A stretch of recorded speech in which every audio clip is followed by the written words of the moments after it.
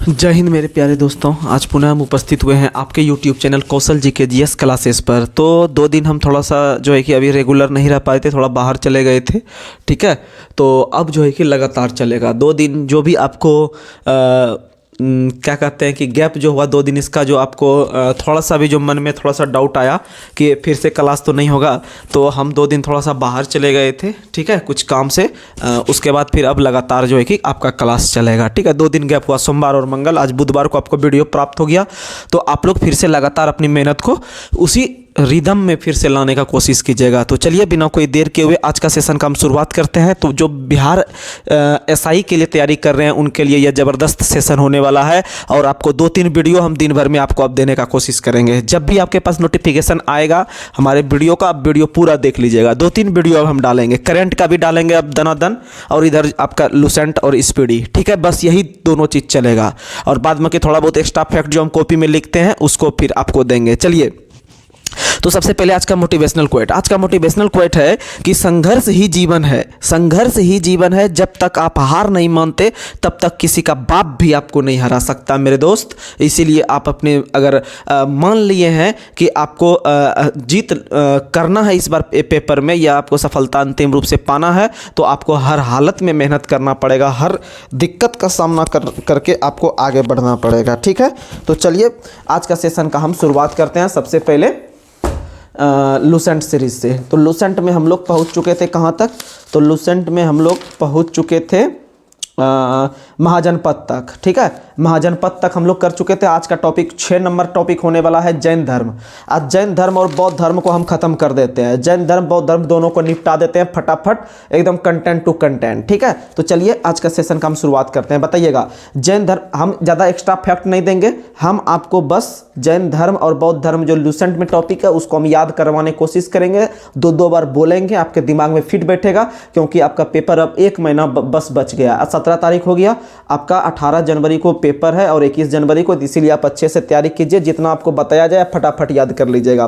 बताइएगा, जैन धर्म के संस्थापक एवं प्रथम तीर्थकर कौन थे? बताइएगा, ऋषभदेव। कौन थे? ऋषभदेव। ऋषभ में 100 आ रहा है, ऋषभ में क्या आ रहा है? 100, इसीलिए इसका प्रतीक चिन्ह हो जाएगा सांड। क्या हो जाएगा? सांड। क्या हो जाएगा? सांड, यानी ऐसे याद रखिएगा, ठीक है। 100 से 100, सिर्फ 100 आ रहा है तो 100 से सांड। सिंह जो होता है सोहर्षि का अनुस्वर हो तो वो लास्ट दे देंगे महावीर का, महावीर में सिंह दे देंगे। और सांड जो है वह किसका है? तो याद रखिएगा ऋषभदेव का। ऋषभदेव जैन धर्म के प्रथम तीर्थकर एवं संस्थापक थे। अगला क्वेश्चन आपको बताना है, अगला क्वेश्चन बताना है, जैन परंपरा का सर्वाधिक लोकप्रिय ग्रंथ कौन सा है? तो जैन परंपरा का सर्वाधिक लोकप्रिय ग्रंथ जो है वह कल्पसूत्र है। कौन सा है? तो याद रखिएगा, कल्पसूत्र। कल्पसूत्र, कल्पसूत्र, कल्पसूत्र के लेखक कौन है? भद्रबाहु। कल्पसूत्र के लेखक कौन है? तो याद रखिएगा भद्रबाहु। और कल्पसूत्र जो है वह जैन धर्म का सबसे पवित्र या लोकप्रिय ग्रंथ है, और इसमें एक भाग में जो है वह जैन धर्म के 24 तीर्थकारों के जन्म से लेकर निर्वाण तक का विधिवत घटना का वर्णन मिलता है। अगर क्वेश्चन पूछे कि 24 जैन जो हुए हैं आपके 24 जैन तीर्थकर जो हैं उनके जन्म से लेकर निर्वाण तक का जो कहानी है वह किस में है? तो बताइएगा, कल्पसूत्र में। और कल्पसूत्र जो है वह जैन धर्म का सबसे पवित्र ग्रंथ है, जिसके रचयिता कौन है? तो याद रखिएगा भद्रबाहु है, ठीक है। अगला प्रश्न, अगला प्रश्न है, जैन धर्म के 23वें तीर्थकर कौन है? तो 23 में 100 आ रहा है, पार्श्वनाथ में भी 100 आ रहा है। तो जैन धर्म के 23वें तीर्थकर हैं पार्श्वनाथ। कौन है? पार्श्वनाथ। जैन धर्म के 23वें तीर्थकर कौन है? याद रखिएगा पार्श्वनाथ। और पार्श्वनाथ जो थे वो आपके काशी से संबंध रखते थे, काशी जिसे बनारस के नाम से जानते हैं। और बनारस जो है वह भारत में पहला स्थापित शहर जानते हैं। भारत में स्थापित पहला शहर कौन सा है? तो याद रखिएगा आपका बनारस। बनारस जो है वह गंगा नदी के किनारे स्थित है, ठीक है। और अगला क्वेश्चन अगर पूछे कि पार्श्वनाथ किसके पुत्र थे? पार्श्वनाथ अश्वसेन के पुत्र थे। किसके पुत्र थे? तो काशी के राजा थे अश्वसेन, उसी के पुत्र कौन थे? याद रखिएगा पार्श्वनाथ। और अगला क्वेश्चन अगर पूछे कि पार्श्वनाथ ने कितने वर्ष की अवस्था में संन्यास जीवन को स्वीकार किया था? तो पार्श्वनाथ ने 30 वर्ष की अवस्था में। कितने वर्ष की अवस्था में? 30 वर्ष की अवस्था में। पार्श्वनाथ ने 30 वर्ष की अवस्था में आपका त्याग दिया था। क्या? तो याद रखिएगा आपका गृह त्याग करके आपका जैन धर्म को के प्रचार प्रसार के लिए आपका शुरू किया था। अगला क्वेश्चन आपको बताना है, अगला क्वेश्चन बताना है कि महावीर स्वामी जैन धर्म के कितने गुरु हुए, तो सबसे पहला कौन बताए, तो सबसे पहला आपको बताए ऋषभदेव, 23वां कौन बताए, 23वां पार्श्वनाथ, और सबसे अंतिम या 24वां कौन बताए, तो 24वां याद रखिएगा महावीर। महावीर में सिंह, महावीर का प्रतीक चिन्ह क्या था, सिंह, महावीर का प्रतीक चिन्ह क्या था, सिंह। और पहला जो ऋषभदेव था उसका क्या था, सांड, ऋषभदेव का क्या था, तो याद रखिएगा सांड, ऋषभदेव का क्या था, सांड, ठीक है। और पार्श्वनाथ जो था वो 23वें नंबर का, उसका क्या है, सर्प, पासर्प, पासर्व यानी सर्प, पासर्व यानी सर्प, पार्श्वनाथ क्या क्या है, सर्प। यही 3 गो का ज्यादा पूछता है, ठीक है। आगे बढ़ते हैं। अगला क्वेश्चन आप लोग को बताना है कि महावीर का जन्म कब हुआ था। महावीर का जन्म 540 ईसा पूर्व में। महावीर का जन्म 6ठी ईस्वी शताब्दी में हुआ था, याद रख लीजिएगा 6ठी ईस्वी पूर्व में हुआ था, यानी 540 ईसा पूर्व में, ठीक है। और अगर बात करें कहाँ हुआ था, तो कुंडग्राम वैशाली में, कुंडग्राम वैशाली में, कुंडग्राम वैशाली में, कुंडग्राम वैशाली में महावीर का जन्म हुआ था। कितने ईस्वी में, तो 540 ईसा पूर्व में। यह 540 ऑप्शन में नहीं है तो 599 भी रहेगा, तब 599 पे भी फोकस कीजिएगा।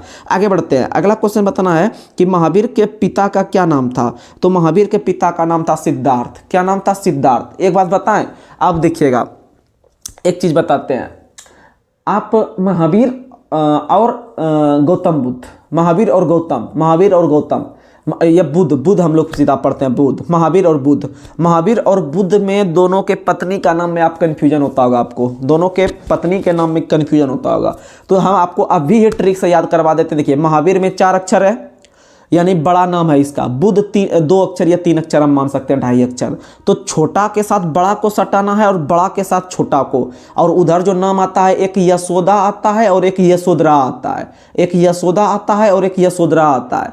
तो यशोधरा देखिए 4 अक्षर का, यशोदा 3 अक्षर का है। तो बड़ा के साथ छोटा, यानी महावीर 4 अक्षर का है, उसको छोटा दे देंगे यशोदा, यानी महावीर के पत्नी का नाम है यशोदा और बुद्ध के पत्नी का नाम है यशोधरा, यानी छोटा के साथ बड़ा, बड़ा के साथ छोटा, ठीक है। कोई डाउट नहीं, आप आराम से क्लियर कर लीजिएगा। नहीं जानते हैं, एग्जाम में पूछने का महावीर के पत्नी का क्या नाम था, ऑप्शन में यशोदा और यशोधरा दे देगा ना, तो आप पक्का कंफ्यूजन में गलती मार के आइएगा। आगे बढ़ते हैं। अगला क्वेश्चन आपको बताना है कि महावीर के पिता सिद्धार्थ का संबंध जो था वो किस कुल से था, वो ज्ञात्रिक कुल से था। किस कुल से, ज्ञात्रिक कुल से था। किस कुल से, ज्ञात्रिक कुल से था, याद रखिएगा। आगे बढ़ते हैं। अगला क्वेश्चन बताना है महावीर के माता का क्या नाम था। महावीर के माता का नाम था त्रिशला। क्या नाम था, त्रिशला। और बुद्ध के माता का नाम था मायावत देवी। क्या नाम था, माया देवी। अगला क्वेश्चन महावीर के पुत्री का क्या नाम था। महावीर के पुत्री का नाम था अनुजा प्रियदर्शनी। अनुजा प्रियदर्शनी उनके पुत्री का नाम था और उनके पत्नी का नाम था यशोदा। अभी बता दिए, महावीर 4 अक्षर का, यशोदा 3 अक्षर का, छोटा यानी बड़ा के साथ छोटा। महावीर यशोदा, बुद्ध यशोधरा। आगे बढ़ते हैं। अगला क्वेश्चन है महावीर के बचपन का क्या नाम था, वर्धमान। महावीर के बचपन का नाम वर्धमान और गौतम बुद्ध के बचपन का नाम था सिद्धार्थ। और सिद्धार्थ जो था वो महावीर के पिता का भी नाम था, जो कि यात्रिक कुल के थे। अगला क्वेश्चन महावीर ने कितने वर्ष की अवस्था में गृह त्याग किया था। 30 वर्ष की अवस्था में। महावीर ने भी 30 वर्ष की अवस्था में। और पार्श्वनाथ जो 23वें नंबर के तीर्थकर बताए, जो अश्वसेन के पुत्र थे, जिनका प्रतीक चिन्ह था सर्प, वह भी 30 वर्ष की अवस्था में। आगे बढ़ते हैं। अगला क्वेश्चन बताना है महावीर ने जो गृह त्याग किया था वो किससे अनुमति लेकर। तो अपने बड़े भाई नंदीवर्धन, अपने बड़े भाई नंदीवर्धन से अनुमति लेकर महावीर ने जो है कि गृह त्याग किया था। अगला क्वेश्चन बताना है महावीर कितने वर्ष की कठिन तपस्या के बाद ज्ञान की प्राप्ति हुआ। तो महावीर को 12 वर्ष की कठिन तपस्या के बाद उनको ज्ञान की प्राप्ति हुआ। और किस नदी के तट पर, तो याद रखेगा ऋजुपालिका नदी। ऋजुपालिका नदी के तट पर किस वृक्ष के नीचे, साल वृक्ष के नीचे। किस वृक्ष के नीचे, साल वृक्ष के नीचे। किस नदी के किनारे, तो ऋजुपालिका नदी के किनारे। और याद रखिएगा जब महावीर को ज्ञान की प्राप्ति हो गया, जब महावीर को ज्ञान की प्राप्ति हो गया तो इसी समय महावीर क्या कहलाया, तो जीन, जीन यानी विजेता, जीन यानी विजेता। अगर क्वेश्चन पूछे कि जैन धर्म में विजेता के लिए कौन सा शब्द आया है, तो जीन शब्द। जीन का शाब्दिक अर्थ क्या होता है, विजेता। और अहर्त का शाब्दिक अर्थ क्या होता है, पूज्य, यानी वो लोग पूजने लगे। और बंधनहीन का मतलब होता है निर्ग्रंथ। निर्ग्रंथ का मतलब क्या होता है, बंधनहीन। यानी तीनों शब्द याद रखिएगा। जीन का मतलब विजेता, अहर्त का मतलब पूज्य और निग्रंथ का मतलब बंधनहीन। निर्ग्रंथ का मतलब बंधनहीन, निर्ग्रंथ का मतलब बंधनहीन। यह क्वेश्चन भी सीधा पूछेगा कि किस धर्म से तीर्थकर शब्द संबंधित है। तीर्थकर आप किस में पढ़ रहे हैं, तो 24 तीर्थकर आप पढ़ रहे हैं किस में, तो बताइएगा जैन धर्म में, ठीक है। और पहले तीर्थकर ऋषभदेव, 23 में तीर्थकर पार्श्वनाथ, 24 में तीर्थकर महावीर। और तीनों का प्रतीक चिन्ह याद रखेगा, यही तीनों बार बार पूछता है। तो पहला का क्या था, सांड। आपका पहला है ऋषभ, ऋषभ में स्व आ रहा है, स्व से सांड। और 23वां तीर्थकर हो गया पार्श्वनाथ, पार्श्वनाथ का कौन हो गया, तो पार्श्व में स्व आ रहा है तो सांप, पार्श्व सांप, पार्श्व सांप, और 24वां महावीर में क्या हो जाएगा, तो सिंह हो जाएगा। अगला क्वेश्चन आप लोग को बताना है, अगला क्वेश्चन बताना है महावीर की शिक्षाओं का वर्णन किसमें है, तो महावीर के शिक्षाओं का वर्णन है उत्तरायण सूत्र में। किसमें है, उत्तरायण सूत्र में। अगला क्वेश्चन आपको बताना है महावीर ने अपना उपदेश किस भाषा में दिया, तो महावीर ने अपना उपदेश प्राकृत भाषा में दिया। किस भाषा में, प्राकृत भाषा में। और बौद्ध धर्म ने गौतम बुद्ध ने अपना उपदेश पाली भाषा में, गौतम बुद्ध ने अपना उपदेश पाली भाषा में, और महावीर ने अपना उपदेश प्राकृत या अर्धमागधी भाषा में। ठीक है।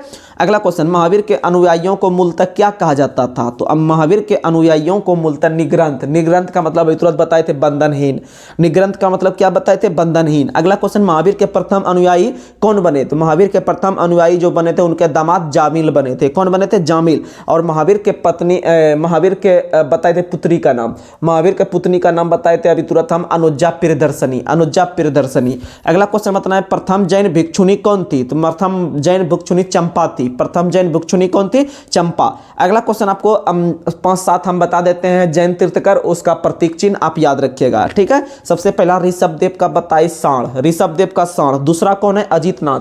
जैन धर्म के दूसरे तीर्थकर कौन है, तो याद रखिएगा अजितनाथ। जैन धर्म के दूसरे तीर्थकर कौन है, अजितनाथ। अजित यानी आप याद रखिएगा अजित जो है वह हाथी पे चढ़ के आता था।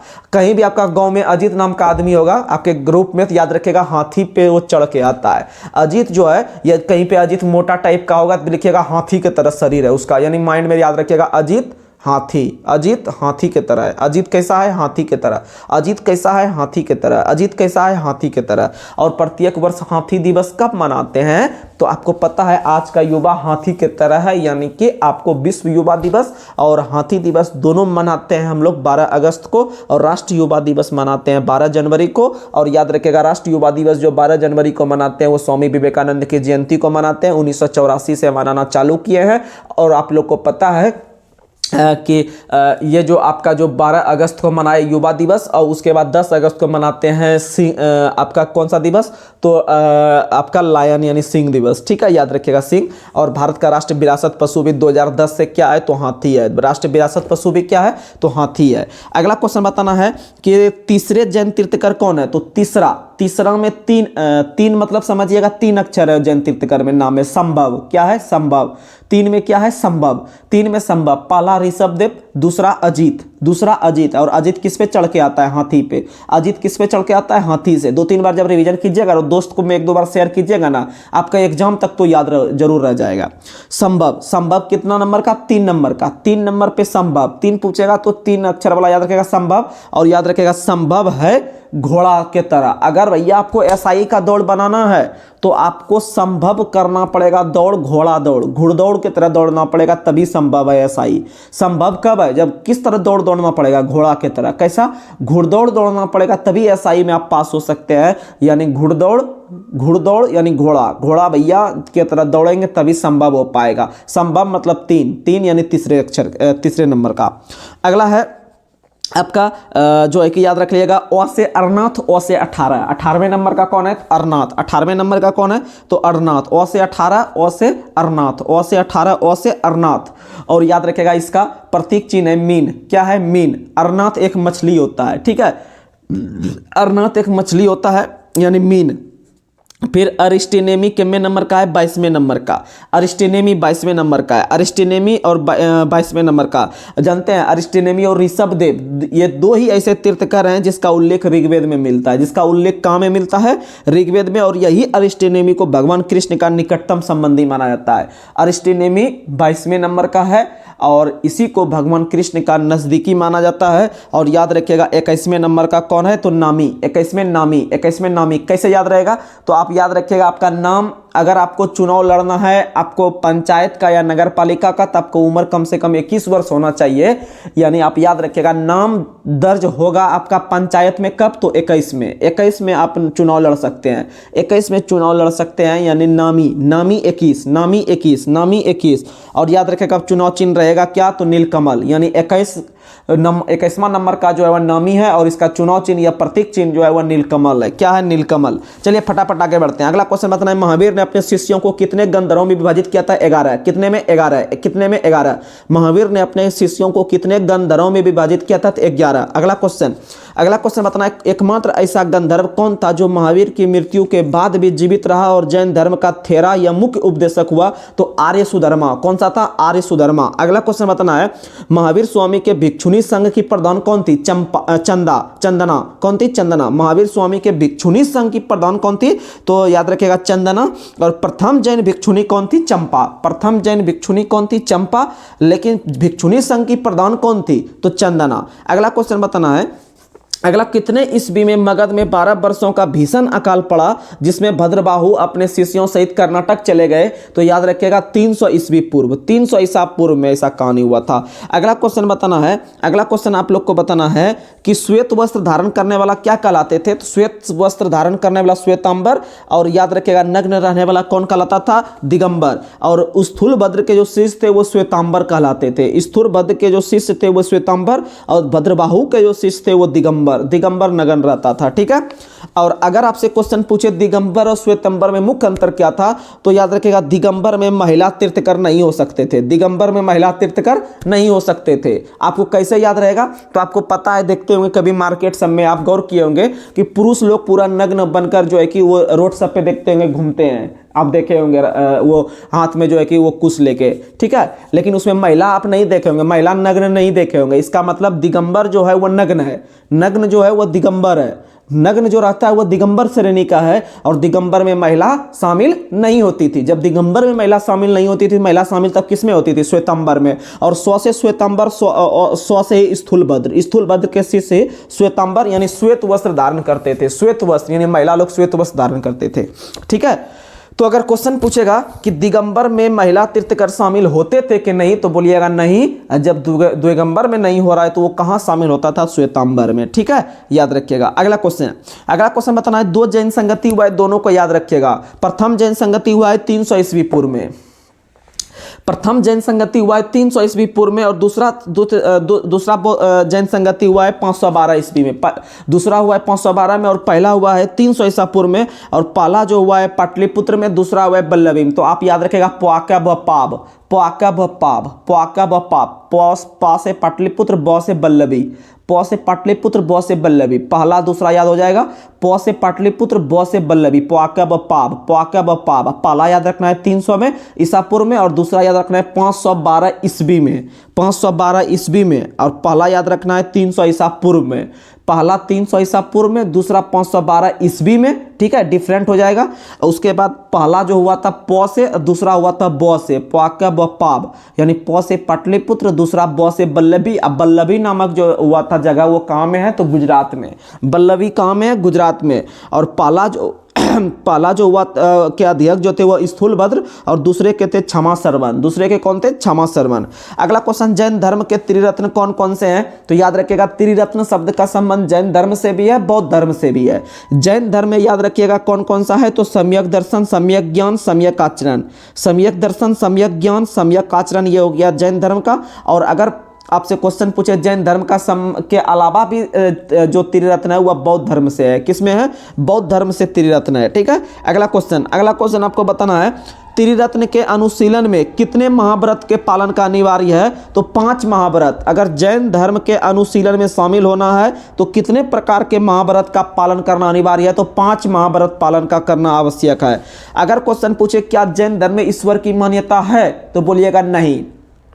जैन धर्म के अलावा बौद्ध धर्म में भी ईश्वर की मान्यता नहीं है, उसके अलावा दोनों में आत्मा की मान्यता है। ठीक है, याद रखिएगा जैन धर्म में भी आत्मा की मान्यता है, बौद्ध धर्म में भी कर्म और आत्मा की मान्यता है, दोनों में ईश्वर की मान्यता बिल्कुल ही नहीं है। यानी महावीर जो थे वो पुनर्जन्म और कर्मवाद में भी विश्वास करते थे। ठीक है, आगे बढ़ते हैं।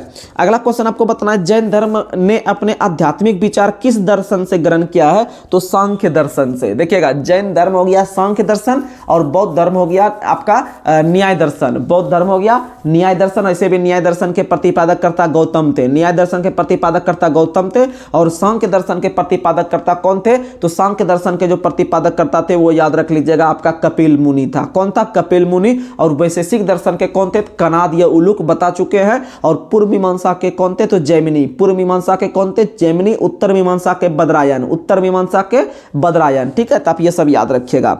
अगला क्वेश्चन आप लोग को बताना है, मैसूर के गंग वंश के राजा का नाम बताएं जिन्होंने कर्नाटक के श्रवणबेलगोला में प्रसिद्ध गोमतेश्वर की मूर्ति का निर्माण करवाया था। तो याद रखेगा चामुंडराय। क्या याद रखेगा? चामुंडराय। चामुंडराय। चामुंडराय के प्रोत्साहन से ही कर्नाटक के श्रवणबेलगोला में बाहुबली के ग्रेनाइट की पत्थर की मूर्ति, जिसे गोमतेश्वर की मूर्ति के नाम से भी जानते हैं। और याद रखेगा, अगर सीधा क्वेश्चन पूछता है गोमतेश्वर की मूर्ति का संबंध किस धर्म से है, तो वह जैन धर्म से है। किस राज्य में है? तो कर्नाटक में है। और गोमतेश्वर की मूर्ति जो है वह याद रखेगा किस मुद्रा में है? तो वह कायोत्सर्ग मुद्रा में है। किस मुद्रा में है? तो कायोत्सर्ग मुद्रा में है। किस मुद्रा में है? तो कायोत्सर्ग मुद्रा में। अगला क्वेश्चन बताना है, राजस्थान के माउंट आबू में प्रसिद्ध जैन मंदिर जो है, इसको हम लोग ऐसे बोलते हैं आपका माउंट आबू। माउंट आबू का जो जैन मंदिर है, ठीक है, माउंट आबू का जो जैन मंदिर है उसका निर्माण किस शासक ने करवाया? तो उसका निर्माण बिमल शाह ने करवाया है। किसने करवाया है? तो उसका निर्माण बिमल शाह ने। किसने करवाया है? तो राजस्थान के माउंट आबू पर स्थित जैन मंदिर का निर्माण बिमल शाह के द्वारा करवाया गया है। किसके द्वारा? बिमल शाह के द्वारा। और इसी माउंट आबू में याद रखिएगा कि आपका सनसेट पॉइंट है। कौन सा पॉइंट है? सनसेट पॉइंट है। Sunset point mount Abu Rajasthan में स्थित है। ठीक है, अगला क्वेश्चन बताना है, पालीताना मंदिर किस राज्य में है? तो प्रसिद्ध पालीताना मंदिर जो है वह कठियावाड़ का नाम सुने होंगे। ठीक है, काठियावाड़। काठियावाड़ जो है वह गुजरात में एक जिला भी है। काठियावाड़। काठियावाड़ जो है वह एक जिला है गुजरात में, और वहीं पे है पालीताना मंदिर। और पालीताना मंदिर जो है वह जैन धर्म को समर्पित है। और पालीताना मंदिर जो है वह एक पहाड़ी पे है। काठियावाड़ में है, गुजरात में है, लेकिन वो एक पहाड़ी पे है। और उस पहाड़ी का नाम पूछता है अक्सर एग्जाम में, याद रखेगा शत्रुंजय की पहाड़ी। कौन सी पहाड़ी? याद रखेगा शत्रुंजय की पहाड़ी। काठियावाड़ गुजरात में पालीताना के मंदिर शत्रुंजय की पहाड़ी पर स्थित है, जो एक विशाल जैन तीर्थ स्थल है, जहां एक साथ जुड़े हुए 20 मंदिर दर्शनीय है। यानी सीधा याद रखना है, पालीताना मंदिर कहां है? गुजरात। गुजरात में कहां है? काठियावाड़। और याद रखिएगा वह किस पहाड़ी पर है? तो वह शत्रुंजय की पहाड़ी पे है। शत्रुंजय की पहाड़ी। अगला क्वेश्चन, खजुराहो मध्य प्रदेश का नाम सुने होंगे। खजुराहो जो है वह आपका मध्य प्रदेश में है। खजुराहो कहाँ में है? तो याद रखिएगा वह आपका मध्य प्रदेश में है। और खजुराहो के अंदर जो है, खजुराहो के अंदर जो है जैन मंदिर का निर्माण किस वंश के शासकों ने? तो खजुराहो के अंदर जैन मंदिर का निर्माण चंदेल शासकों ने। किसने करवाया है? तो याद रखिएगा चंदेल शासकों ने निर्माण करवाया है खजुराहो में।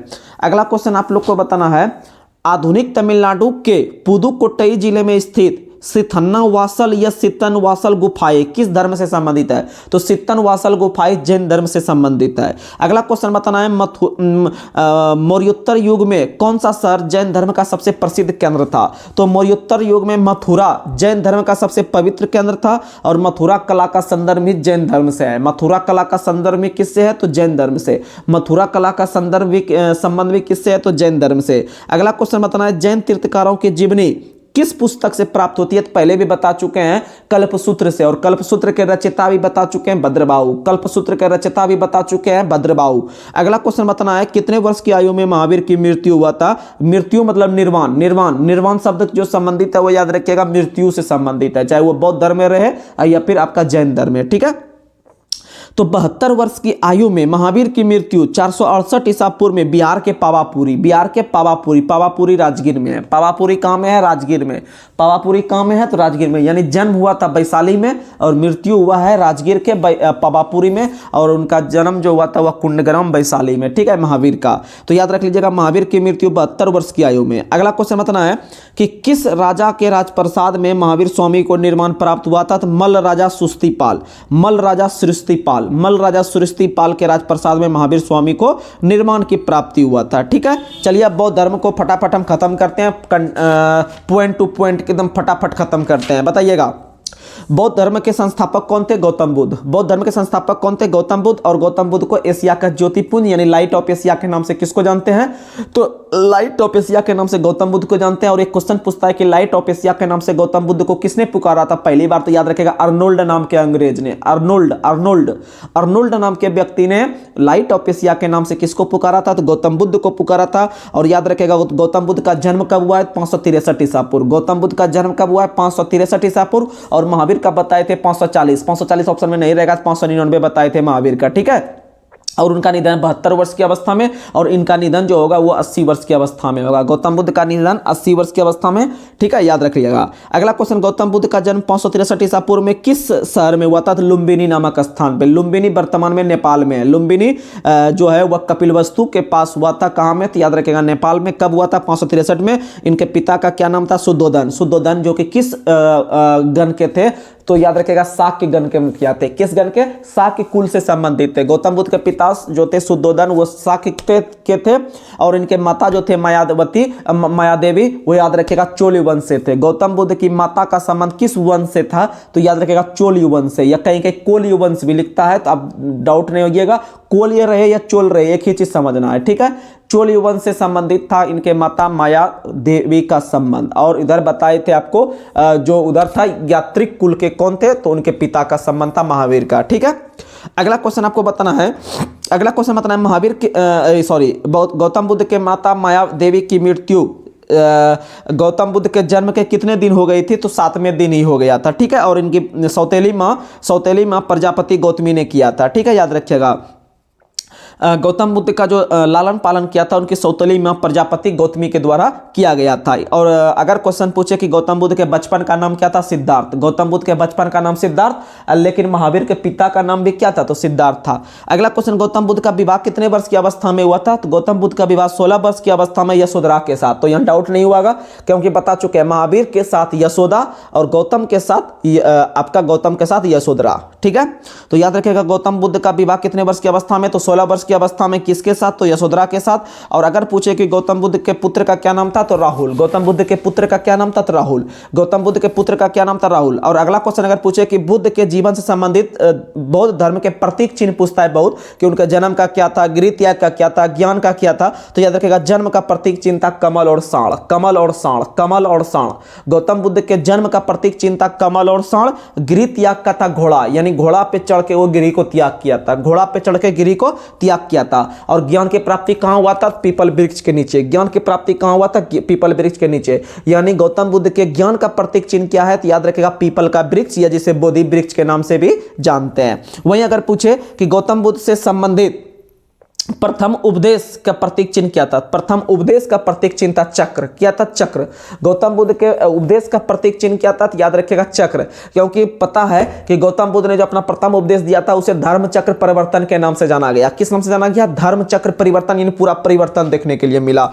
वहीं उनके निर्माण का प्रतीक चिन्ह क्या था? पद चिन्ह। निर्माण का प्रतीक चिन्ह क्या था? याद रखिएगा पद चिन्ह। वहीं गौतम बुद्ध की मृत्यु का प्रतीक चिन्ह था स्तूप। गौतम बुद्ध के मृत्यु का प्रतीक चिन्ह था स्तूप, और निर्माण का था पद चिन्ह। आप याद रखिएगा। चलिए फटाफट अगला क्वेश्चन आपको बताना है, सिद्धार्थ किस शहर की सैर पर निकले थे जब उन्हें 4 दृश्यों को देखा था? एक बूढ़ा व्यक्ति, एक बीमार व्यक्ति, एक शव और एक सन्यासी। तो याद रखिएगा वह कपिलवस्तु की यात्रा पे निकला था। किस पे?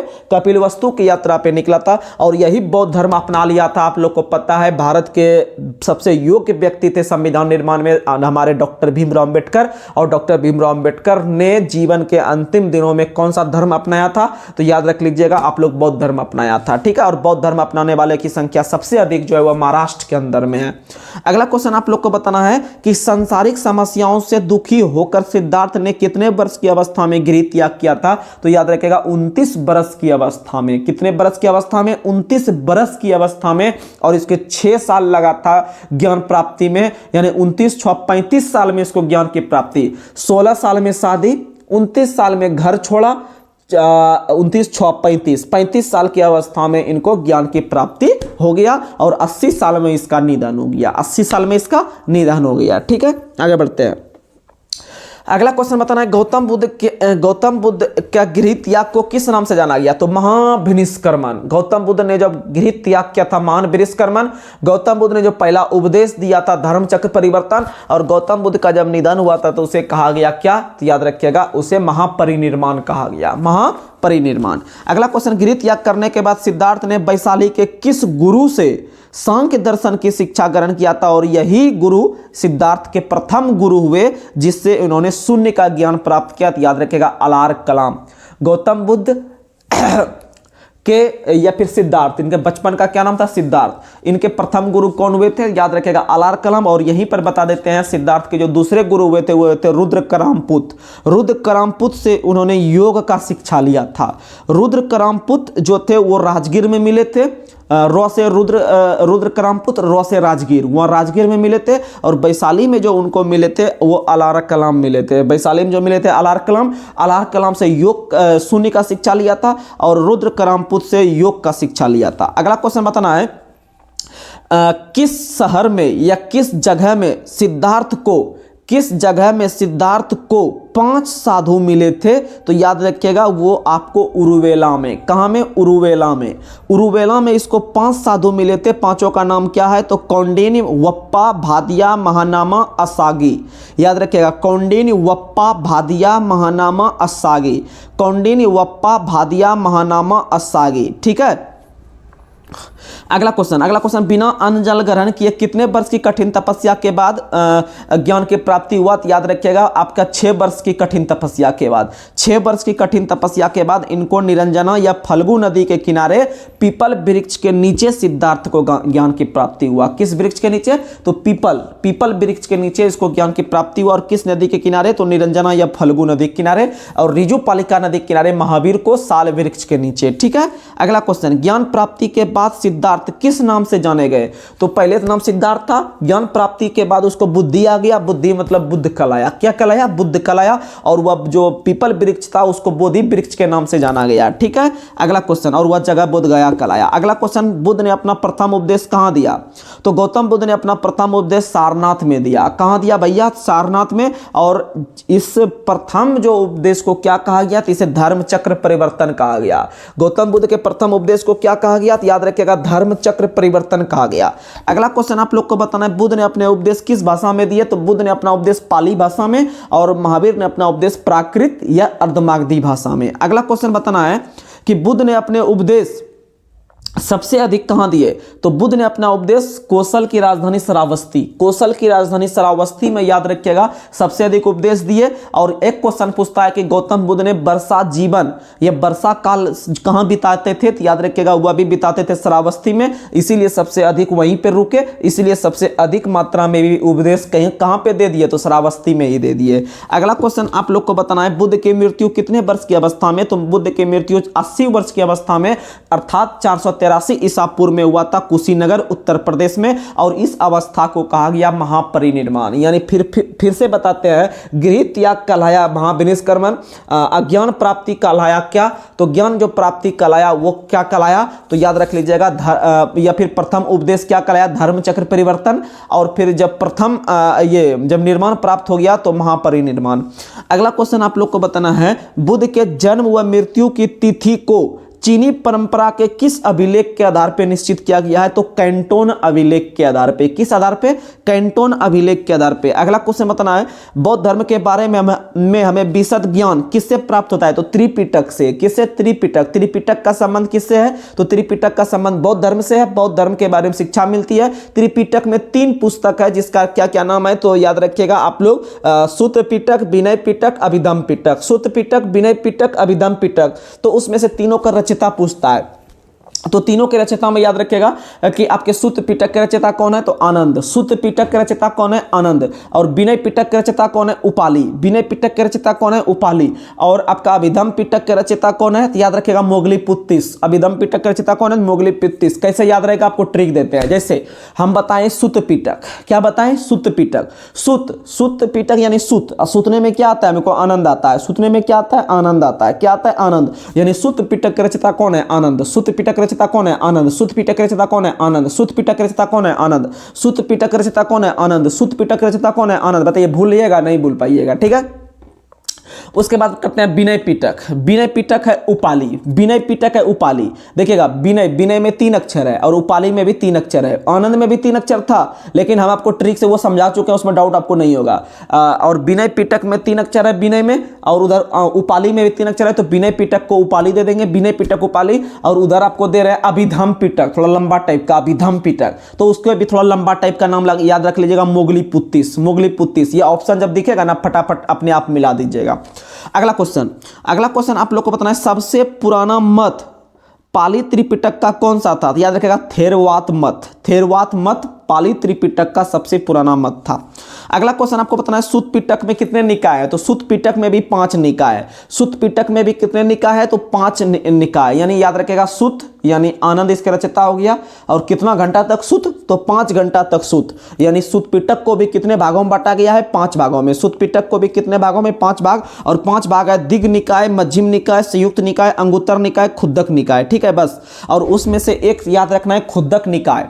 खुद्दक निकाय जो है वह सुत पिटक का ही भाग है, और खुद्दक निकाय में याद रखिएगा बुद्ध के पूर्व जन्म से जुड़ी जातक कथाएं जो है वह खुद्दक निकाय के रूप में ही देखने के लिए मिलता है। खुद्दक निकाय, ऐसे अगर हम देखें कि बुद्ध के जीवन से जुड़ी कहानी जो है वह हमको जातक में प्राप्त होती है, लेकिन जातक में भी याद रखिएगा खुद्दक निकाय में प्राप्त होता है। किस निकाय में? खुद्दक निकाय में प्राप्त होता है, और खुद्दक निकाय जो है वह सुत पिटक के 5 भाग में से एक भाग है। ठीक है, यहां तक क्वेश्चन अब आपको पूछेगा, वो जातक त्रिपिटक वो सब कहानी अब गया आपका। ठीक है, आगे बढ़ते हैं। अगला क्वेश्चन आपको बताना है बौद्ध धर्म मूलतः थे क्या? अनिश्वरवादी। क्या थे? अनिश्वरवादी।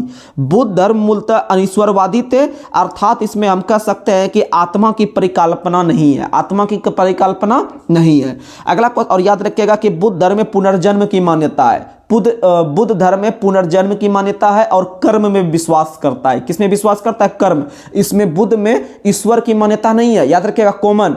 जैन धर्म और बौद्ध धर्म दोनों में ईश्वर की मान्यता नहीं है भैया, यानी जो कर्म कीजिएगा वही आपको आगे काम आएगा। अगला क्वेश्चन बताना है तृष्णा को छीन ही हो जाने की अवस्था को बुद्ध ने क्या कहा है? निर्वाण। यानी कि भैया आपका पानी हो गया शरीर, यानी कि आपका आत्मा शरीर से निकल गया, यानी आप मर गए, यानी कि आप याद रख सकते हैं निर्वाण की प्राप्ति।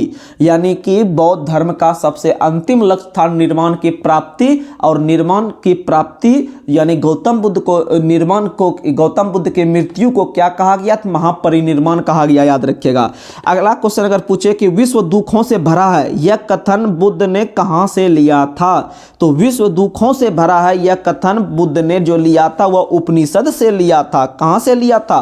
उपनिषद से लिया था। ठीक है, अगला क्वेश्चन दो फैक्ट आता है बौद्ध धर्म में, एक भिक्षुक एक उपासक। एक भिक्षुक एक उपासक, तो दोनों को कैसे डिफाइन करेंगे? तो याद रखिएगा बौद्ध धर्म के प्रचार प्रसार के लिए जिस व्यक्ति ने संन्यास ग्रहण किया और घर द्वार छोड़ के बाहर घूम घूम के बौद्ध धर्म का प्रचार प्रसार किया उसे भिक्षुक कहा गया, और जो व्यक्ति आपका बौद्ध धर्म ग्रहण किया उसके बाद घर में ही रहते हुए गृहस्थ जीवन व्यतीत करते हुए जिन्होंने बौद्ध धर्म अपनाया और उसका प्रचार प्रसार किया उसे उपासक कहा गया। क्या कहा गया? उपासक। तो आप समझ गए, जो घर द्वार छोड़ के बौद्ध धर्म का प्रचार प्रसार कर रहा है उसको भिक्षुक कहेंगे, और जो घरे में रह के प्रचार प्रसार कर रहा है उसको उपासक कहेंगे। क्या कहेंगे? उपासक। राइट, आगे बढ़ते हैं। अगला क्वेश्चन बताना है कि बौद्ध धर्म में सम्मिलित होने के लिए न्यूनतम आयु सीमा कितना साल था? तो 15 साल था। कितना साल था? 15 साल था। और पहली बार अगर बात करें कि बौद्ध धर्म में महिलाओं को जो शामिल किया गया वो किसके कहने पे? तो आपको पता है शुरुआत में गौतम बुद्ध बहुत फॉर्म में रहते थे, वो महिलाओं को शामिल नहीं करते थे टीम में, लेकिन उनका सबसे प्रिय जो शिष्य था वो था आनंद। कौन था? आनंद। आनंद के कहने पे ही, याद रखिएगा ये क्वेश्चन पूछता है कि किस व्यक्ति के कहने पे ही गौतम बुद्ध ने अपने धर्म में या अपने प्रचार प्रसार में या अपने टीम में पहली बार महिलाओं को शामिल किया? तो याद रखिएगा आनंद के कहने पे। और जहां भी महिला वर्ग आपके साथ रहेंगे तो आपको आनंद ऐसे भी आते हैं, तो याद रखिएगा आनंद के कहने पे आनंद मिलना चालू हुआ। ठीक है, अर्थात महिलाओं को शामिल किया गया। अगला क्वेश्चन बताना है कि बौद्ध संघ में प्रविष्ट होने को क्या कहा जाता था। तो बौद्ध धर्म में प्रविष्ट होने को उपसंपदा कहा जाता था। क्या कहा जाता था? उपसंपदा। और बौद्ध धर्म के त्रिरत्न कौन है? तो बौद्ध धर्म संघ, बौद्ध धर्म संघ। और उधर बताए थे जैन धर्म के त्रिरत्न कौन सा है? तो सम्यक आचरण, सम्यक ज्ञान, और क्या बताए थे? एक सम्यक आचरण, सम्यक दर्शन, सम्यक ज्ञान, सम्यक आचरण। ये 3 चीज याद रखिएगा। अगला क्वेश्चन बताना है कि कितनी बौद्ध संगतियां हुई है। तो 4 बौद्ध संगतियां हुई है, प्रथम, द्वितीय, तृतीय, चतुर्थ। ठीक है, और चारों का ईस्वी पहले याद रखिएगा। प्रथम बौद्ध संगति हुआ है 483 ईसा पूर्व में, दूसरा हुआ है 383 में, तीसरा हुआ है 250 ईस्वी पूर्व में, और चौथा हुआ है 98 ईस्वी में, 98 ईस्वी। और चारों पुस्ताएं किस किस जगह हुआ है? तो आपको ट्रिक दिए हैं। रोआका हुआ रौ पोक पक, रौ पक, रोआका हुआ रौ पोक पक। पहला रौ से मारेंगे, दूसरा व से मारेंगे, तीसरा प से मारेंगे, चौथा क से मारेंगे। यानी रौ से हो जाएगा राजगीर, दूसरा हो जाएगा व से वैशाली, तीसरा हो जाएगा प से पाटलिपुत्र, चौथा हो जाएगा क से कुंडलवन। कुंडलवन जो है वो कहाँ है? तो आप लोग को हम पहले भी बता चुके हैं। ठीक है, कुंडलवन कश्मीर में है। और जो दूसरा जो जैन संगति हुआ था वो बल्लभी में हुआ था, बल्लभी गुजरात में है। ये दोनों कंफ्यूजन हो जाता है बच्चा को। ठीक है, तो रौपक इसका अध्यक्ष भी पूछता है और इसके शासनकाल भी पूछता है कि प्रथम बौद्ध संगति किसके शासनकाल में, उसके अध्यक्ष कौन थे। तो ये याद रखेगा। उसके लिए ट्रिक, चारों बौद्ध संगति के ट्रिक याद रखेगा। माल सब मस्तबा, माल सब मस्तबा, मुआक्कल और माल, यानी पहला हो जाएगा मौ से, दूसरा हो जाएगा सब यानी 100 से, और तीसरा हो जाएगा फिर से मौ से, और चौथा हो जाएगा ब से। ठीक है, तो मौ से पहला हो जाएगा महाकश्यप, दूसरा हो जाएगा सब सबाकामी, तीसरा हो जाएगा फिर से मौ मस्त यानी कि मोगली पुत्तिस, और चौथा हो जाएगा बा यानी ब से हो जाएगा बसुमित्र। ठीक है, यानी माल सब मस्त बा, माल सब मस्त बा यानी महाकश्यप, सबाकामी, मुगली पुत्तिस, बसुमित्र। ठीक है, पहला ट्रिक बताया स्थान का, रौपक, माल सब मस्त बा, ये हो गया आपका अध्यक्ष। अब बता रहे हैं शासनकाल के लिए ट्रिक याद रखेगा। अका अक, ओ को अका, ओ को अक। ओ से पहला हो जाएगा अजातशत्रु, फिर का से हो जाएगा कालाशोक, तीसरा हो जाएगा फिर आपका अशोक, और चौथा कनिष्क। अब आपको आंख बंद करके आपको हम चारों चीज बताते हैं।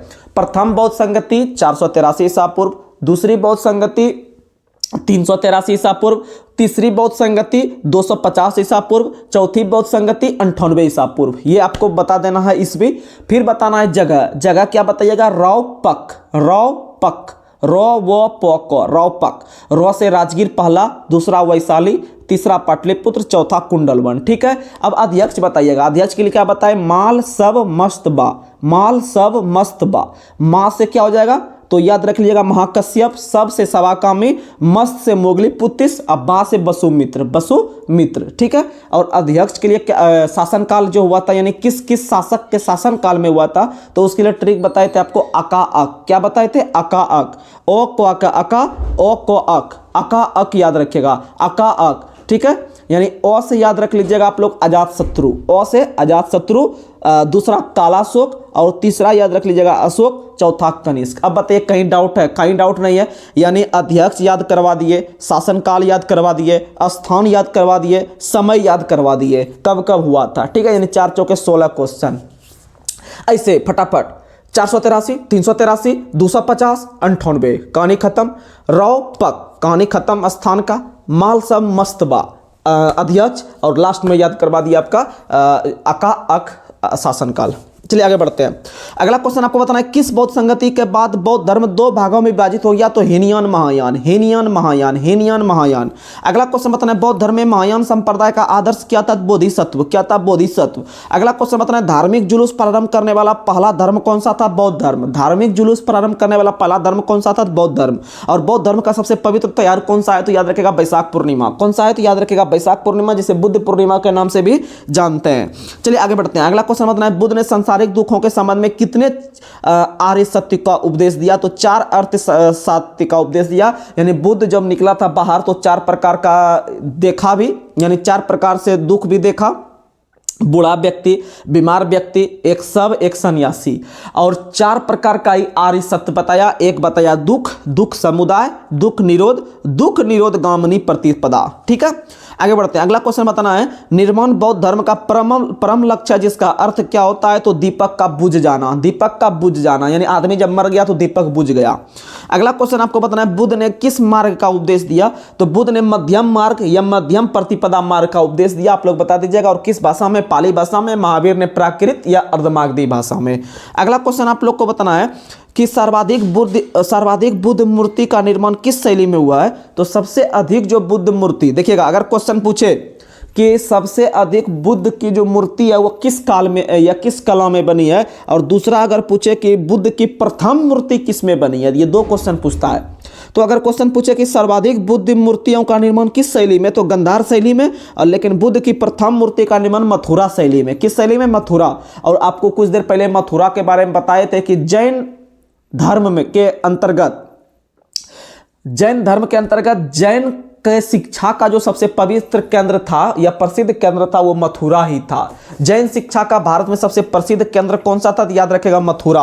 और मथुरा कला का संबंध जो है, याद रखेगा, मथुरा कला जो है वह मथुरा कला के अंतर्गत बुद्ध की प्रथम मूर्ति बनी थी। बुद्ध की प्रथम मूर्ति मथुरा कला में, लेकिन बुद्ध की सबसे अधिक जो मूर्तियां बनी है वह याद रख लीजिएगा किस कला में? तो वह गांधार कला में या गांधार शैली में।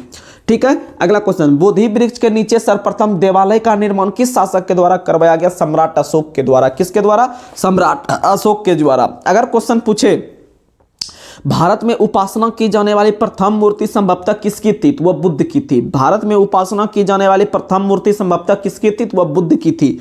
अगला क्वेश्चन आप लोग को बताना है, भारत में महत्वपूर्ण बौद्ध मठ कहाँ कहाँ पे है? और यह राज्य पूछता है, आपको फटाफट याद करवा देते हैं। कुछ हम ट्रिक भी देंगे, जैसे हिमाचल प्रदेश के अंतर्गत 3 है। हिमाचल प्रदेश के अंतर्गत कितना है? 3 है। कैसे याद रहेगा? ट्रिक से आपको बताते हैं। आप लोग को इतना तो पता होगा कि हिमाचल प्रदेश जो घर है वह कंगना रनावत का घर है। कंगना रनावत का घर है।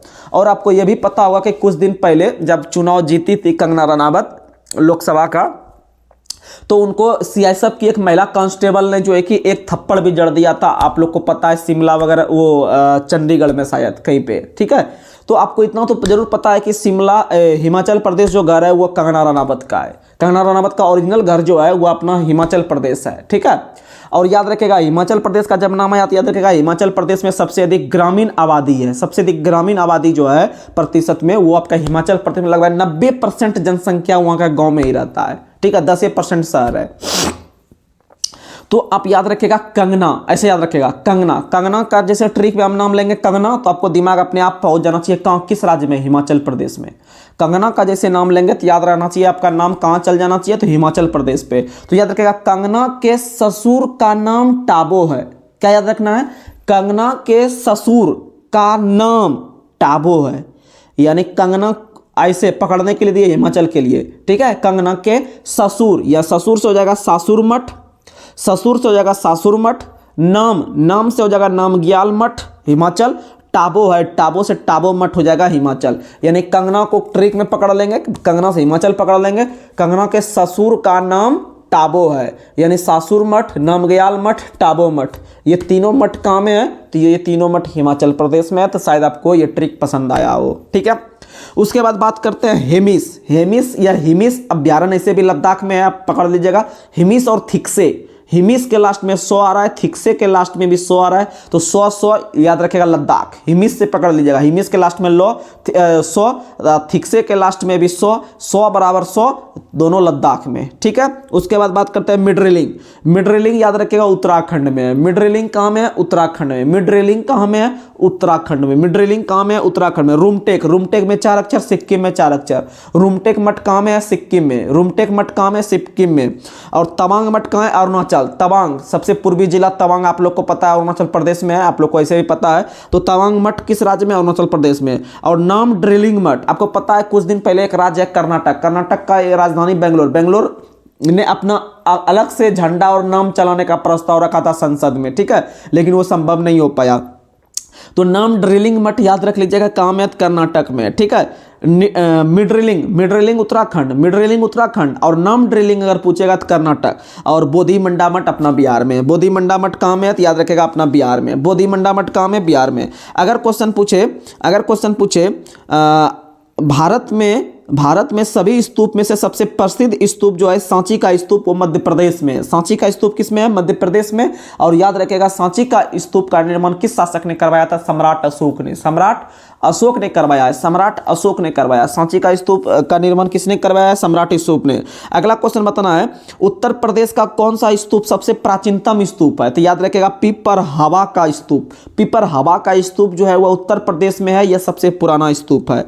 अगला क्वेश्चन अगर बात करें कि भाजा गुफाएं किस राज्य में है, तो भाजा गुफाएं जो है वह बौद्ध धर्म से संबंधित है। भाजा गुफाएं बौद्ध धर्म से संबंधित है, इसका संबंध महाराष्ट्र से है। भाजा गुफाएं, देखिए कार्ले का चैत्य जो है वह भी आपका महाराष्ट्र में है। कार्ले का चैत्य या कार्ले की गुफा यह भी आपका महाराष्ट्र में है, जो क्वेश्चन पूछ चुका है। अगर पूछे भाजा की गुफाएं किस धर्म से संबंधित है, बौद्ध धर्म से। और आपको पहले भी बता चुके हैं कि बौद्ध धर्म को मानने वाले सबसे अधिक लोग जो है वह किस राज्य में है, तो महाराष्ट्र में है। अगला क्वेश्चन आप लोग को बताना है। अगला क्वेश्चन अगर आपसे क्वेश्चन पूछे कि भाजा गुफाएं महाराष्ट्र में है या किस जिले में है, तो याद रखिएगा पुणे जिले में है। किस जिले में, पुणे। और पुणे के पास एक छोटा सा शहर है लोनावाला, बहुत फेमस पर्वत नगर है, बहुत फेमस पर्वत नगर है। जैसे कुल्लू मनाली घूमने के लिए जाते हैं ना आप हिमाचल प्रदेश, उसी तरह लोनावाला भी पर्वत नगर है, एकदम पूरा एकदम घूमने लायक जगह है, वो भी महाराष्ट्र में है, लेकिन वो पुणे डिस्ट्रिक्ट है। पुणे डिस्ट्रिक्ट के अंतर्गत लोनावाला के पास भाजा गुफाएं है, ठीक है। तो चलिए अब इस पीडी का हम 2 सेट फटाफट खत्म करते हैं। आप लोग लगातार बने रहिएगा और इस सेशन का मजा लीजिएगा। रख हौसला वो मंजर भी आएगा, प्यासे के पास चलकर समंदर भी आएगा, थक हार करना बैठे मंजिल के मुसाफिर, मंजिल भी मिलेगी और जीतने का मजा भी आएगा। तो दोस्त आपको तुरंत हम अगले सेशन में लेके चल रहे हैं और अगला सेशन आपका जस्ट तुरंत चालू हो रहा है। आप लोग इसे एक बार नहीं 2 बार इस वीडियो को देखने का कोशिश कीजिएगा और देखिएगा आपके दिमाग में यह आपका स्पीड लूसेंट जो है, बहुत को डर लगता है, लेकिन लूसेंट और स्पीडी और करंट अफेयर्स अगर आप कवर कर लेते हैं तो आपका BRSI में रिजल्ट होने से कोई नहीं रोक सकता है। भले बहुत बड़े बड़े टीचर बहुत ये बोले कि वो बोले, लेकिन अगर आप ईमानदारी से घर बैठे मेहनत करते हैं तो आपका रिजल्ट होगा, ये समझ लीजिए। भले बड़े बड़े कोचिंग में 10,000 बच्चा पढ़ता है, लेकिन रिजल्ट अगर 200 भी वहाँ हो रहा है तो कोई बड़ी बहादुरी वाला बात हम नहीं समझते हैं। अगर आप जहां पे ग्रुपिंग करके अगर 10 बच्चा में से अगर 5 बच्चा भी सिलेक्शन ले पा रहे हैं तो समझिए सबसे बेस्ट है वो, ठीक है। और आप ग्रेजुएट हैं, ऐसा नहीं है कि आप कोई नया बच्चा है, ग्रेजुएट हैं आप और भी पढ़ाई किए होंगे, कम से कम तो ग्रेजुएशन आपका होगा ही। जो भी BRSI की तैयारी कर रहे होंगे, आपको खुद समझदारी होना चाहिए ये कोचिंग वगैरह क्यों आया, या मेरे आपको जो ये पढ़ा रहे हैं ये क्यों पढ़ा रहे हैं, क्योंकि आपको उस तरह का शिक्षा नहीं मिल पाया है।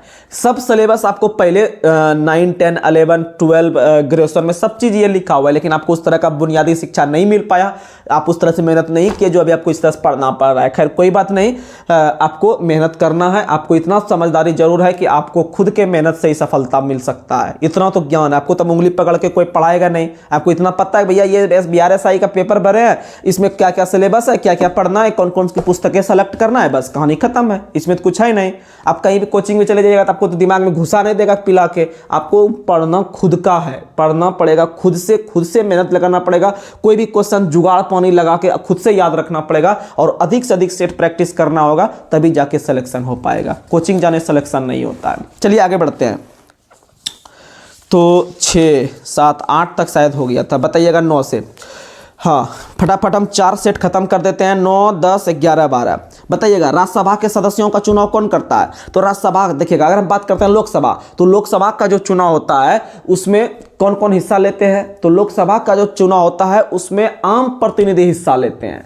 जैसे भी 18वां लोकसभा चुनाव हुआ, तो 18वां लोकसभा चुनाव हुआ, उसमें से आपके जो क्षेत्र के जो लोकसभा क्षेत्र होंगे वहां पे जाके आप बूथ पे जाके वोट दिए होंगे और वो व्यक्ति वहां के आपका MP लोकसभा सांसद के रूप में जाके अभी संसद में बैठे होंगे, ठीक है।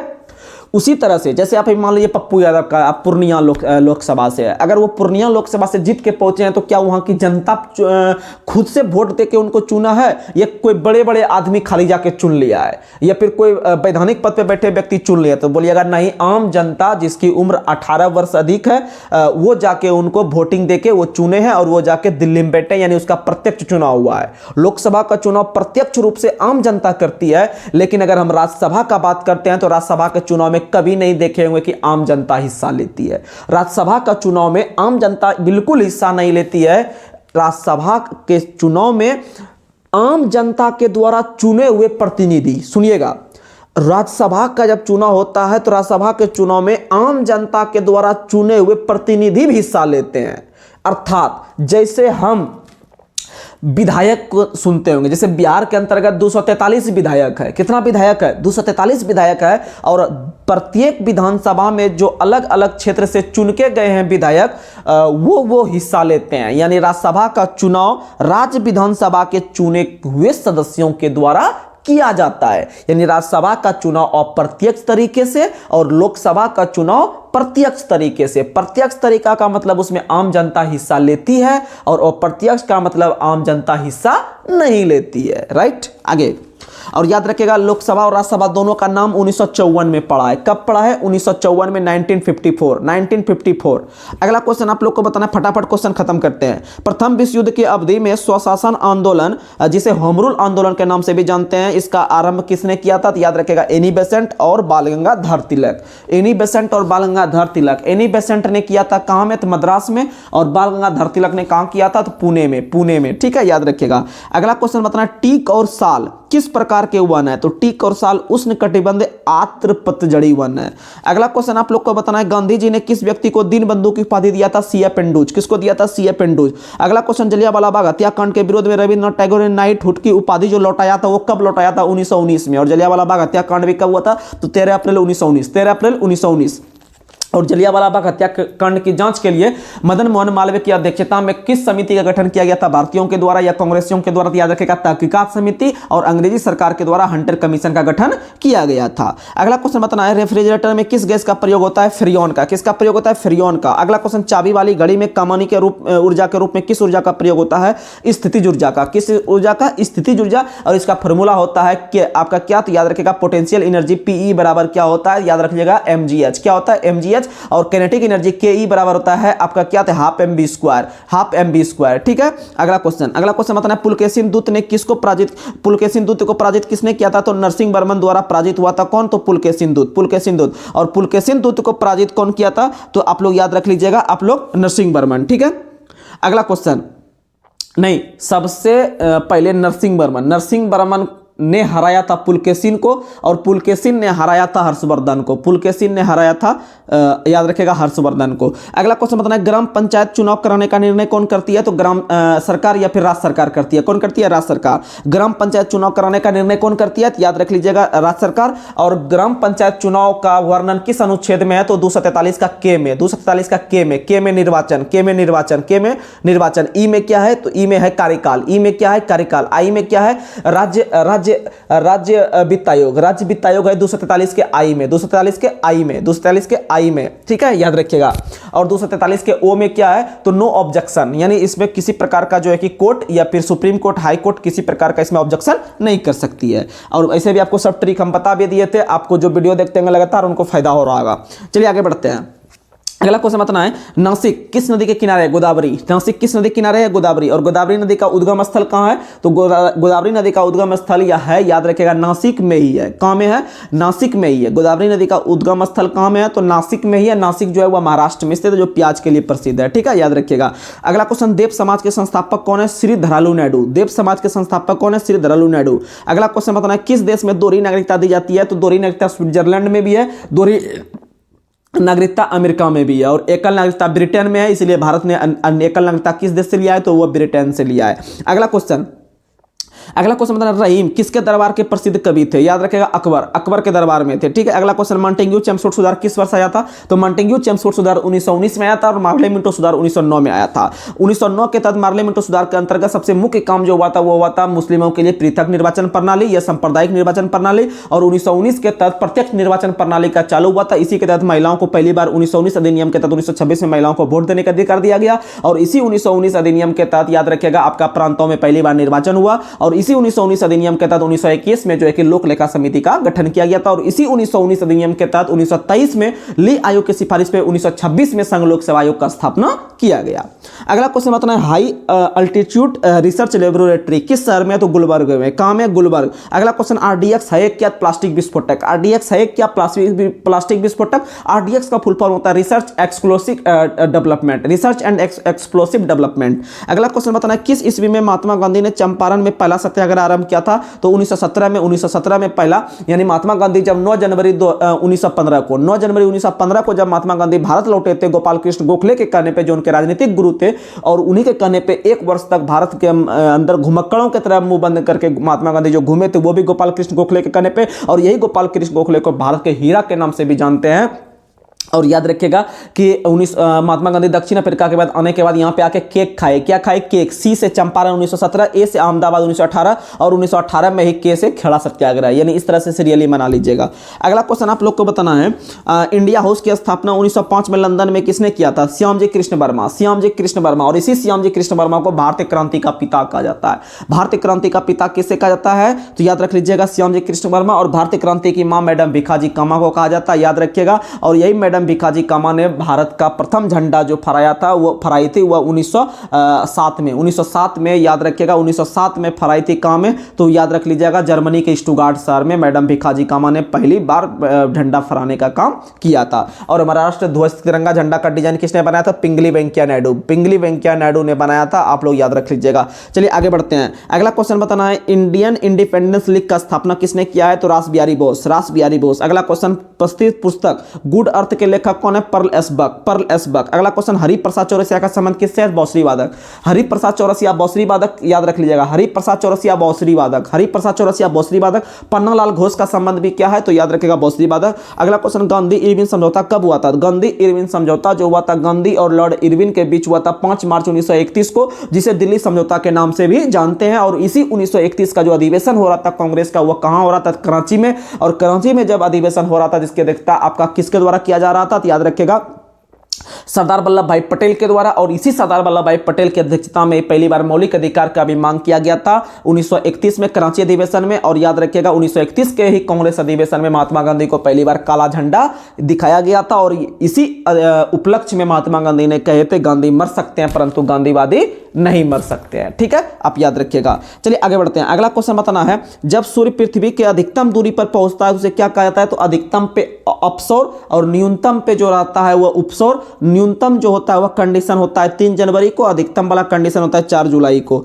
अगला क्वेश्चन बताना, हेलीवीड का प्रसिद्ध भव्य मंदिर किसके द्वारा बनाया गया था? तो होयसल के द्वारा। अभी 42वां नंबर का जो यूनेस्को साइट बना है भारत का, वो यही हेलीवीड मंदिर होयसल जो है कर्नाटक में, यही बना हुआ है। अगला क्वेश्चन, भारतीय संविधान के लिए प्रारूप सभा के अध्यक्ष कौन थे? डॉक्टर भीमराव अम्बेडकर। और डॉक्टर भीमराव अम्बेडकर के अध्यक्षता में जो प्रारूप समिति का गठन किया गया था, यह संविधान सभा की सबसे प्रमुख समिति थी, जिसकी स्थापना 29 अगस्त 1947 को हुआ था। और 29 अगस्त को हम लोग राष्ट्रीय खेल दिवस भी मनाते हैं। किसके जन्म दिवस पे? मेजर ध्यानचंद के जन्म दिवस पे। और 29 जून को हम लोग मनाते हैं पीसी महालनोबिस की जयंती को राष्ट्रीय सांख्यिकी दिवस या स्टैटिस्टिक्स दिवस के रूप में। ठीक है, याद रखिएगा। और प्रारूप समिति में 7 सदस्य थे। कितने सदस्य थे? 7 सदस्य थे। अध्यक्ष कौन थे? तो याद रखिएगा भीमराव अम्बेडकर। और याद रखिएगा कि प्रारूप समिति को ड्राफ्टिंग कमेटी या पांडुलेखन समिति या मसौदा समिति के नाम से भी जानते हैं। अगला क्वेश्चन आप लोग को बताना है कि भारत और पाकिस्तान के बीच ताशकंद समझौता पर हस्ताक्षर कब हुआ था? 10 जनवरी 1966। 10 जनवरी 1966। और जस्ट अगले दिन 11 जनवरी 1966 को लाल बहादुर शास्त्री का निधन हो जाता है। अगला क्वेश्चन, दीन इलाही धर्म की स्थापना किसने किया है? अकबर ने। कब किया है? 1582 में। अगला क्वेश्चन, भारत का प्रथम मिसाइल बोट कौन था? तो प्रथम मिसाइल जो बोट था वो INS विक्रांत। अगला क्वेश्चन बताना है आप लोग को, महात्मा गांधी के राजनीतिक गुरु कौन थे? गोपाल कृष्ण गोखले। अगला क्वेश्चन, भारत के दार्शनिक राष्ट्रपति कौन थे पहले? तो डॉक्टर सर्वपल्ली राधाकृष्णन। और डॉक्टर सर्वपल्ली राधाकृष्णन प्रथम दार्शनिक थे। और प्रथम वैज्ञानिक राष्ट्रपति बोलेगा तो डॉक्टर APJ अब्दुल कलाम। अगला क्वेश्चन बताना है, संगीत क्षेत्र से संबंधित व्यक्ति जिन्हें आपको भारत रत्न मिला है, तो याद रखिएगा MS सुब्बालक्ष्मी। क्या हो जाएगा? MS सुब्बालक्ष्मी। अगला क्वेश्चन बताना है, लोकसभा सत्र वर्ष में कम से कम कितनी बार? तो 2 बार। कम से कम कितनी बार? 2 बार। 6 वर्ष से ज्यादा, 6 महीना ज्यादा नहीं होना चाहिए। अगला क्वेश्चन, अकबर द्वारा कितने ईस्वी में इबादत खाने की स्थापना किया गया था? तो अकबर द्वारा 1575 ईस्वी में इबादत खाने की स्थापना किया गया था, 1575 में। और कहाँ पे? फतेहपुर सीकरी, आगरा में। अगला क्वेश्चन बताना है कि गांधी जी का जन्म कहाँ हुआ था? पोरबंदर में। अगला क्वेश्चन, हीमोग्लोबिन तक क्रोमेटिन के निर्माण के लिए आवश्यक खनिज लवण कौन सा है? लोहा। अगला क्वेश्चन, रास तनुरा तेल रिफाइनरी कहाँ है? सऊदी अरब में। अगला क्वेश्चन, बंग भंग आंदोलन का उद्देश्य क्या था? तो बंग भंग आंदोलन जो हुआ था, यानी जिसको बंगाल विभाजन कहते हैं, इसके लिए 3 डेट पहले याद रख लीजिएगा। बंगाल विभाजन के निर्णय की घोषणा करजन के द्वारा किया गया था आपका 19 जुलाई, या कोई 20 जुलाई भी लिखता है। 19 जुलाई 1905 को बंगाल विभाजन के निर्णय घोषणा 19 जुलाई 1905 बंगाल विभाजन जो आपका कर के विरोध में, बंगाल विभाजन के विरोध में जो आपका बंग भंग आंदोलन चालू हुआ, जिसको स्वदेशी आंदोलन के नाम से भी जानते हैं, वो हुआ था आपका कब? तो याद रख लीजिएगा, वो हुआ था आपका 16 अगस्त 1905 को, 16 अगस्त 1905 को। और याद रखेगा, बंगाल विभाजन जो प्रभावी हुआ वो हुआ 16 अक्टूबर नहीं, वो हुआ था 7 अगस्त को, 7 अगस्त 1905 को। हाँ सॉरी, फिर से बताते हैं, 19 जुलाई 1905 को बंगाल विभाजन के निर्णय की घोषणा करजन के द्वारा, और इसी के विरोध में बंग भंग आंदोलन या स्वदेशी आंदोलन का शुरुआत जो हुआ था वो 7 अगस्त 1905 को हुआ था। और बंगाल विभाजन जो प्रभावी हुआ या लागू हुआ वो हुआ कब? तो याद रखेगा 16 अक्टूबर 1905 को। और बंगाल विभाजन जो रद्द हुआ था वो 1912 को हुआ था, 1911 को 12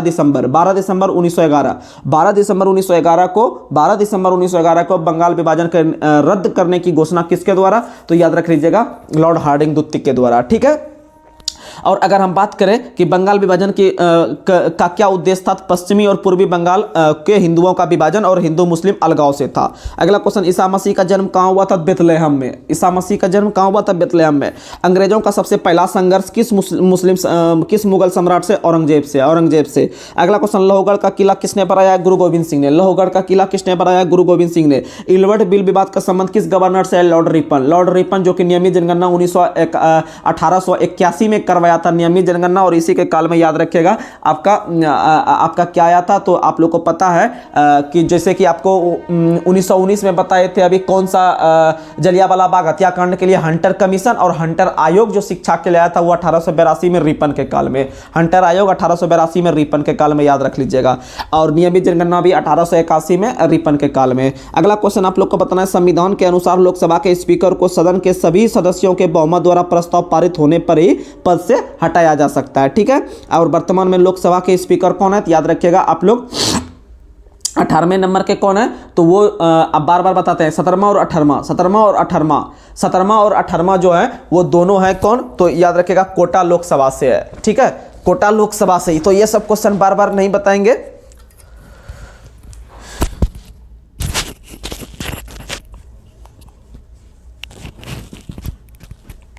ठीक है, याद रखिएगा। चलिए आगे बढ़ते हैं।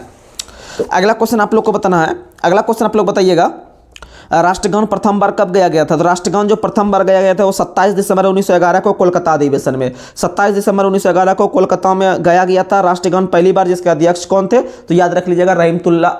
1911 में कौन थे? बिशन नारायण धर। और पहली बार जो राष्ट्रगीत गाया गया था 1896 में जो गाया गया था वो कहाँ में? तो कलकत्ता अधिवेशन में गाया गया था, जिसकी अध्यक्षता रहमतुल्लाह सियानी के द्वारा किया गया था। अगला क्वेश्चन आप लोग को बताना है कि शिमला सम्मेलन कब हुआ था? 25 जून 1945। 25 जून 1945। अगला क्वेश्चन बताना है, कॉलेज ऑफ डिफेंस मैनेजमेंट कहाँ स्थित है? सिकंदराबाद में। कॉलेज ऑफ डिफेंस मैनेजमेंट कहाँ है? सिकंदराबाद में। अगला क्वेश्चन, शिवाजी के संरक्षक कौन थे? तो उनके दादाजी कोंडदेव। अगला क्वेश्चन, मराठा साम्राज्य का अंतिम पेशवा कौन था? बाजीराव द्वितीय। अगला क्वेश्चन बताना है, भारत छोड़ो प्रस्ताव का आलेख कौन बनाया था? तो याद रखिएगा मौलाना अबुल कलाम आजाद। 1940 से 1946 तक भारतीय राष्ट्र कांग्रेस के अध्यक्ष रहे थे।